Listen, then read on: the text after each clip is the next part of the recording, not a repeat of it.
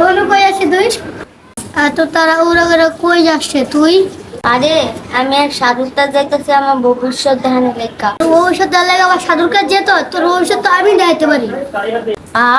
তাহলে তো ভালাই, তুই আমার ভবিষ্যৎ দেখা। বল তাহলে তুই এই জায়গা চোখটা বন্ধ কর, আবার চোখ খুল। দেখছো? ও তুই দেখতে দেখলাম সবাই তো অন্ধকার। এটাই তো তোর ভবিষ্যৎ।